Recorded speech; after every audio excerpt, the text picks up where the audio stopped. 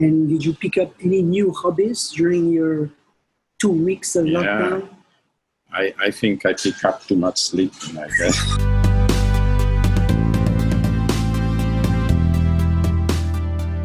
Welcome to the Italian Wine Podcast Lockdown Series. Every Monday we'll be connecting with Italian wine people. Join us to find out what they're doing and drinking today. 2, 3, action! Mr. Bombana, Thank you so much. Good afternoon. The measures in Hong Kong is that I need to enter the restaurant with my mask. Yeah, now we check your temperature. Please check the temperature and then we can go ahead. Remove your mask. It will be 36.3. Perfect. That's fine. Thank you. Okay. Okay, good. Thank you so much. So, Mr. Bombana, you had quite an adventure. When you returned back from your holiday, you had difficulties to come back to Hong Kong. Yeah, they canceled my flight. They make me go to Zurich to catch another flight, going to London. I had to stay with my son, because my daughter go to university there. So how long did you stay in London? I stay almost 3 weeks. 3 weeks? In Cheltenham. So 3 weeks of self-quarantine in the UK with your son and daughter? Yes. Oh, what did you do during that time? Oh, just wake up. If my son had some work to do in the university, otherwise think about what to do lunch and dinner. That's it. What to cook lunch and dinner. So your children had a 3-star Michelin chef at home for lunch and dinner for 3 weeks in a row. That's a pretty good service a la casa. Yeah, a casa, because but it's always fun, because you go to the market, you see one time you see cod fish, one side you see the beef, one side every day I do different protein, different pasta, vegetable. So during that time, did you experiment some new recipes, some new concept, new ideas? What did you do? Yeah, no, for me it's interesting to see his point of view. No? Yes. He's 19, he has a different mindset than mine. So I want to catch his thinking. We give number to the 1 to 10 to the food we try, the wine we drink, what he thinks. And funny enough, maybe my mind is set up, I know technically flavor and everything, but more or less we achieved similar point. You know? What do you mean? You each cook the same dish? No, what we do, we cook something, and then we give each other scores. No, each other scores. We give a score to the dish. Okay. From 0 to 10. Okay. If it come out very good, maximum we give is 9 points. I see. Usually it's between 7 and 9. I see. And so we do it for the wine and also the wine. You told me that you tasted many new wines that you had never tasted before, yeah? Well, first of all, when I'm at the restaurant and I like some wine, I tell my sommelier, okay, buy 1 case and then I bring home. And then at home I have so many wine. So I had the chance to try all the wine I had there, and then it was a very nice situation because he liked to drink, and I like to drink, and then so we taste the wine. Every day a different bottle. When I am at home, if I don't taste some good wine, I feel something missing. Yes, for sure. Yeah. So we had the chance to open the whole bottle and enjoy for ourselves. And did you pick up any new hobbies during your 2 weeks of lockdown? I think I pick up too much sleep, I guess. You know this short TV series in Italy called Nonna? I think it's Nonna, I'm not so sure. And she had advice on what to do during the quarantine. And do this and do that. And she was very funny. You don't know this, Nonna? And then she said, actually, catch up on your sleep because most of you are underslept. That's right. And so I think it's a good That's a very good advice. Yeah. Sleep is very healthy for relax your brain and everything. And to have better we are too tense, especially in Hong Kong, where everything moves so fast. Yes. But here in Hong Kong, for us, the measures are a little bit different than what we find in Europe, and also our so-called lockdown is different. But We have to do the quarantine, and the quarantine is actually monitored very, very tightly, because here in Hong Kong, they have been very, very strict for these quarantine measures. Yeah. First, we need to wear this bracelet. We need to download an app from the internet, and we are monitored constantly by a huge army of volunteers. They want to know where you are. They want to know that you are in the home, and if they feel from your movement that you're not in home, they call you and they ask you, where are you? Take your temperature. Give us your data. That's right. But, I think you have to do this one for society, to respect other people. So my wife, buy the food for us. I have plenty of wine at home, so I didn't miss much, honestly. Yes. We had fun at home. In fact, I think these measures, this is what is helping us to be close to each other today, and to feel relatively safe in Hong Kong at this moment. Well, it's 14 days, we have 0 case in Hong Kong. Zero local case. Local case. Of course, some imported one. But when they come to the airport, they test it right away at the airport. Yes. And you have to wait at least 8 hours to get the result. In case you are positive, you go to the government structure and you stay there 14, 21 days until you are negative. Exactly. And still people, even if they are negative, they still need to do the 14 days at home or hotel, even if you are negative. Of course, yes. So I think they did the right... they implemented slowly, step by step. Yeah, that's step by step. A step. very good measure that today we can feel safe. And we feel safe. I'm quite honest. Now 14 days, everybody in the street wearing still a mask. We take the measurement. We have the alcohol, the disinfectant everywhere. We wash hands. We know each table must be 1.5 meters. Yeah, 1.5 meter cannot get close. At this stage, no more than 4 people each table. Yes. They will change to 8 in, I think, end of this week. Yes. Something. And I think the measurement, they are quite good here, because it allowed us to do the business in a safe way. Yes. I think these are good examples.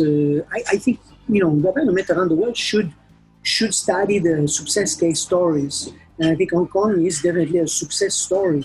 How do you maintain the security of your team? How to make sure that you feel confident your team is healthy and that they are safe to serve everyone here in the restaurant?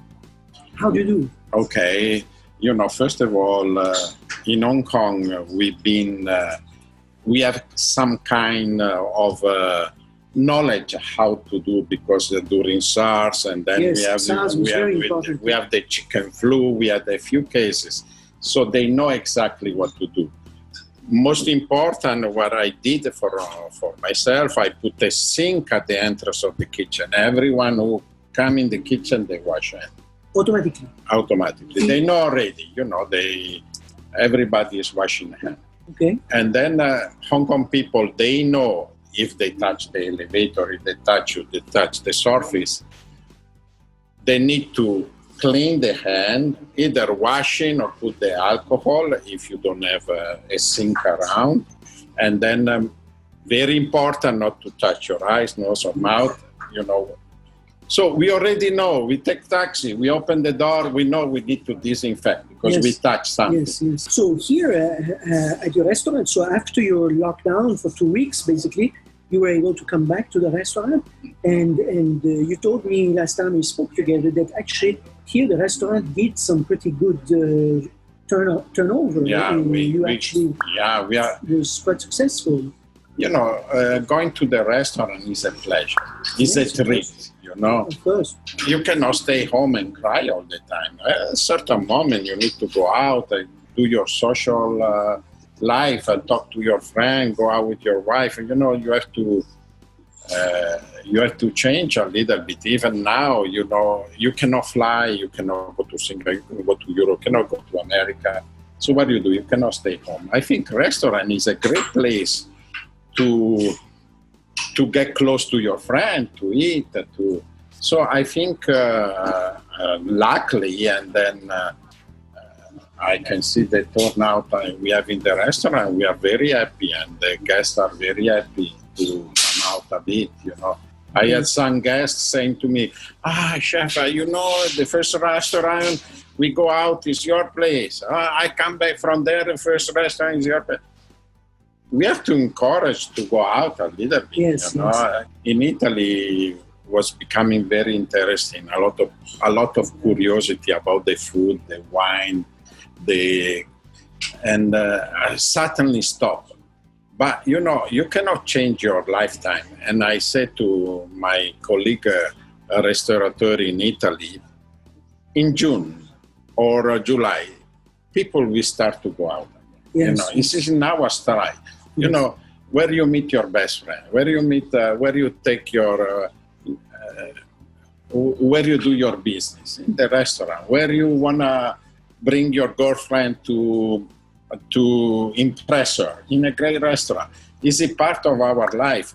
So I say to all the people in Italy, go out, it's safe, and of course you take your measurement, bring your alcohol, clean your hand, whatever you touch, and I mean, it's quite safe, you know. In Italy, we love to kiss each other, but we also love to go to the aperitivo and have a bowl of patatine and exchange and this and that.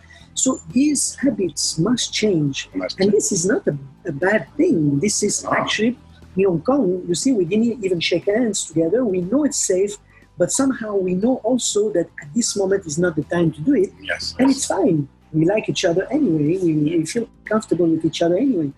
No, like you said before, in some way we had SARS 17 years ago, and after that we had the bird flu, as you said. Then we had the swine flu, as you said, and then we had other issues.